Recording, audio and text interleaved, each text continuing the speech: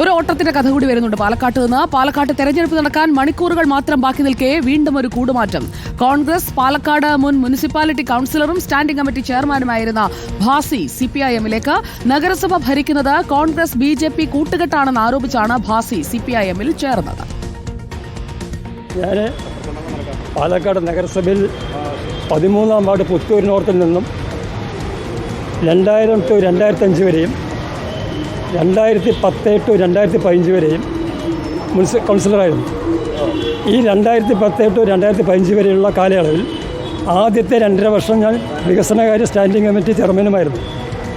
അതിനുശേഷം ഇടയിൽ വന്ന 2005-2015 വർഷങ്ങളിൽ ആ ടേമിൽ സംവരണ വാർഡായതുകൊണ്ട് നിൽക്കാൻ പറ്റിയിരുന്നില്ല. ഈ കഴിഞ്ഞ 2020 ജനറൽ വാർഡായപ്പോൾ എന്നെ നിർത്തിയിരുന്നില്ല. കാരണം 2015 മുതൽ ഞാൻ വേറൊരു പാർട്ടിയിൽ പോയി എന്നുള്ളൊരു പ്രചരണം വരികയും അതിൻ്റെ അടിസ്ഥാനത്തിൽ എൻ്റെ പ്രദേശത്തു നിന്നും ഒഴിവാക്കപ്പെടുകയും ചെയ്തുകൊണ്ട് ഞാൻ പിന്നെ ഒരു പാർട്ടിയിലും പ്രവർത്തിക്കാതെ ഏകദേശം 10 വർഷത്തോളം വെറുതെ വീട്ടിൽ തന്നെ ഇരിക്കുകയായിരുന്നു.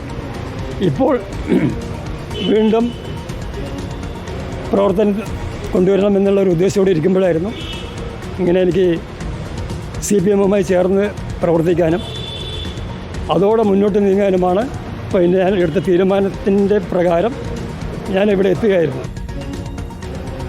സിനോജ് തോമസ് ചേരുന്നു നമുക്കൊപ്പം. സിനോജ് തോമസ്, എന്തുകൊണ്ടാണ് കൈവിട്ട് അരിവാൾ ചുറ്റികയ്ക്ക് തണലിൽ അഭയം തേടുന്നതെന്നാണ് ഭാസി പറയുന്നത്? നേരത്തെ കോൺഗ്രസിലേക്ക് BJP-യുടെ കൗൺസിലർമാരെ കൊണ്ടുവരാനായിട്ടുള്ള ഓപ്പറേഷൻ ഹസ്തയൊക്കെ നടക്കുന്നതായി കേട്ടിരുന്നു. പക്ഷേ ഇപ്പോൾ തിരിച്ചാണല്ലോ സംഭവിച്ചിരിക്കുന്നത്. എന്താണ് ഭാസി പറയുന്നത്? സുജയ, അതായത് LDF-ന്റെ സ്ഥാനാർത്ഥി സരിൻ മുതൽ ഇപ്പോഴിതാ 10ാമത്തെ ആളാണ് കോൺഗ്രസിൽ നിന്ന് CPM-ലേക്ക് മാറുന്നത്. മറ്റന്നാൾ തെരഞ്ഞെടുപ്പാണ്. ഈ അവസാന മണിക്കൂറിലും കോൺഗ്രസിൽ നിന്ന് ചെറിയ നേതാക്കൾ ഉൾപ്പെടെ കൂടുമാറുന്ന ഒരു കാഴ്ചയാണ് പാലക്കാട് കാണാൻ സാധിക്കുന്നത്. അല്പസമയം മുൻപാണ് CPM ജില്ലാ കമ്മിറ്റി ഓഫീസിൽ ഭാസി എന്ന് വിളിക്കുന്ന ഭാസ്കരൻ എത്തി CPM-ൽ ചേർന്നിരിക്കുന്നത്. അദ്ദേഹം പറയുന്നത് 2000 മുതൽ അദ്ദേഹം ഈ പാലക്കാട് നഗരസഭയിലെ കൗൺസിലർ ആയിരുന്നു. പക്ഷേ അന്ന് മുതൽ BJP-യും കോൺഗ്രസും കൂട്ടുകെട്ടിലാണ് ഇവിടെ ഭരണം നടത്തുന്നത്. അത് ഇന്നും തുടരുകയാണ്. അതിൽ പ്രതിഷേധിച്ചുകൊണ്ടാണ് താൻ CPM-ലേക്ക് വരുന്നത് എന്ന് പറയുന്നു. അതോടൊപ്പം തന്നെ പാലക്കാട് സ്ഥാനാർത്ഥികൾ ഇല്ലാത്തത് കൊണ്ടല്ലല്ലോ രാഹുൽ മാങ്കൂട്ടത്തിനെ പുറത്തുനിന്ന് കൊണ്ടുവന്നത് എന്ന് പറയുന്നു. അതിലൊക്കെ തന്നെ പ്രതിഷേധിച്ചുകൊണ്ടാണ് ഇപ്പോൾ CPM-ൽ ചേർന്ന് പ്രവർത്തിക്കാൻ അദ്ദേഹം തീരുമാനിച്ചിരിക്കുന്നത്. 2000 മുതൽ 2005 വരെയും ഒപ്പം 2010 മുതൽ 2015 വരെയും പാലക്കാട് നഗരസഭയിലെ കൗൺസിലറായിരുന്നു ഭാസ്കരൻ.